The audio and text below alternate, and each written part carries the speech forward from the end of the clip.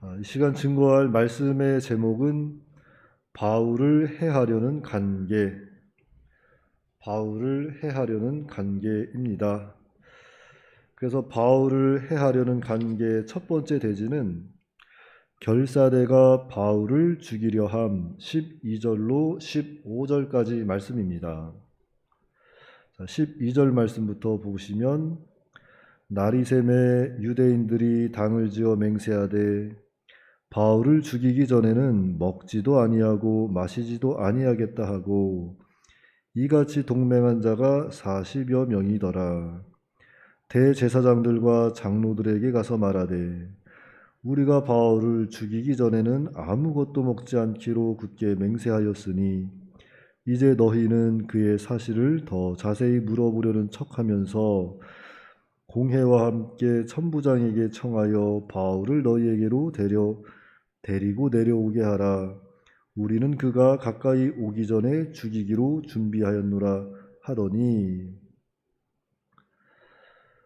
바울을 죽이려고 유대인 40여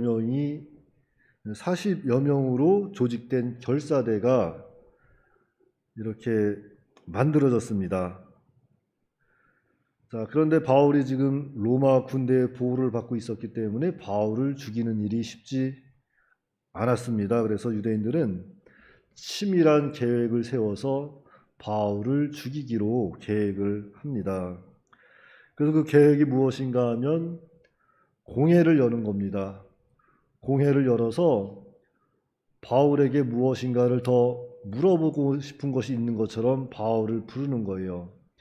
그러면은 영내 안에 있던 바울이 영내에서 나오게 되면 영내에서 나와서 공회로 내려오는 길에 그 길목에 결사대가 숨어 있다가 바울이 지나갈 때 그때 딱 나타나 가지고 바울을 죽이는 것이 그들의 계획이었습니다.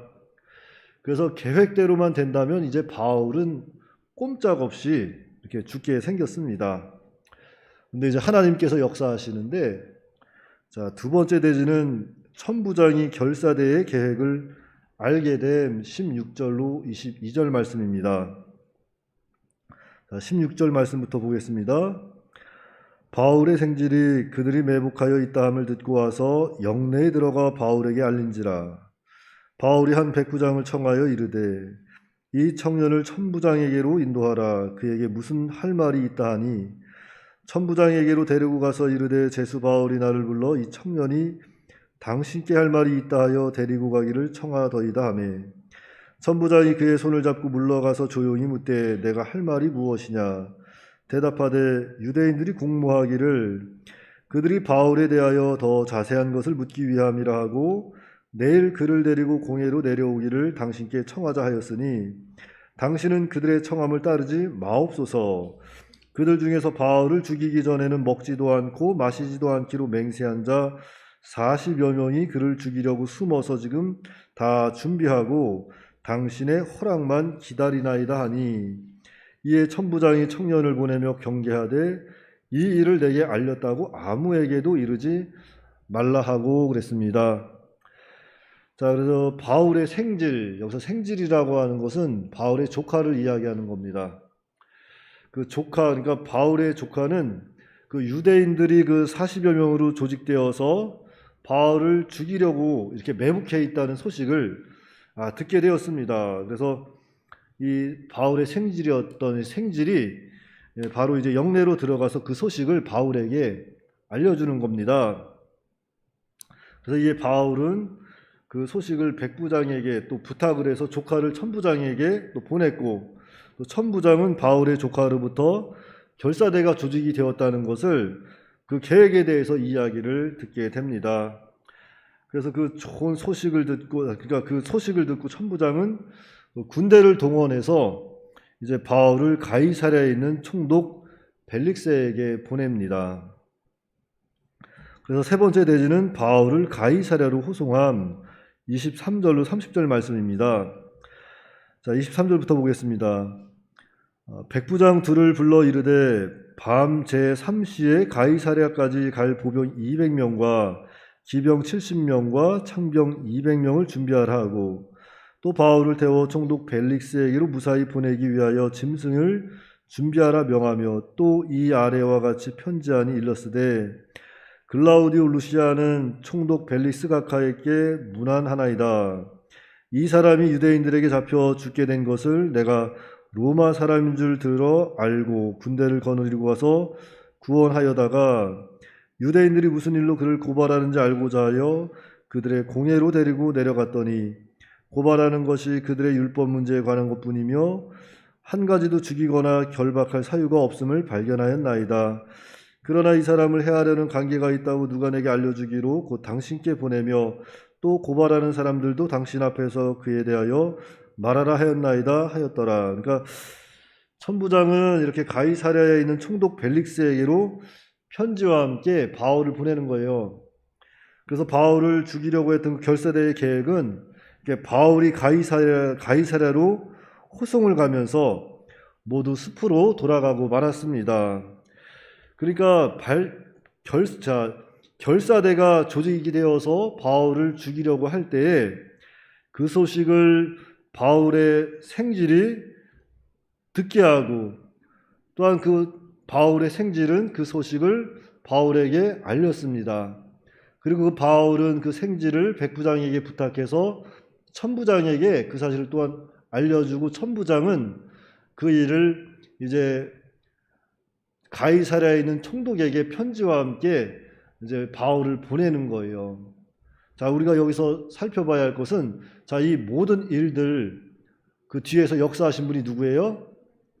바로 하나님이십니다. 그래서 오늘 우리가 이 말씀을 통해서 오늘 기억해야 할 것은 하나님은 살아계시다는 거예요. 하나님이 우리 눈에 보이지 않지만 분명한 사실은 하나님이 살아계셔서 역사하고 계시다는 겁니다. 그러니까 하나님은 가만히 앉아 계시는, 가만히 지켜보고만 계시는 그런 하나님이 아니라는 거예요. 하나님은 지금도 살아서 역사하시고 우리와 함께 하시고 우리를 도와주시고 우리를 위험에서 건져주시는 그런 역사하는 하나님이 바로 우리가 믿는 하나님이시다 하는 것을 우리는 깨달아야 합니다. 그러니까 하나님께서는 가만히 앉아 계시는 분, 그냥 바라만 보고 계시는 분이 아니라 지금도 살아 역사하시는 분이라는 거예요. 우리 눈에 보이지 않지만 하나님은 살아 계시고 지금도 우리 믿는 사람 한 사람을 인도해 주시고 보호해 주시고 건져 주시는 하나님이 우리가 믿는 하나님이라는 것을 우리는 이 시간 깨달아야 합니다. 그래서 진정으로 우리가 무엇인가 원하는 소원이 있다면 하나님께 구해야 됩니다. 다른 데 가서 찾으면 안 돼요. 모든 능력과 힘, 모든 소망은 다 하나님께로부터 나오기 때문에 하나님께서 찾아야 돼요. 그러니까 우리는 하나님을 믿어야 합니다. 하나님을 믿고 하나님을 좀 더 의지해야 돼요. 그리고 기도하는 겁니다. 하나님 믿고 하나님 의지하고 간절히 기도하면 살아계신 하나님의 역사가 있어요. 그러니까 하나님을 믿으세요. 하나님을 믿으시고 하나님 의지하세요. 다른 거 의지할 거 없습니다. 세상 의지할 거 없어요. 사람도 의지할 대상이 안 돼요. 하나님을 의지하세요.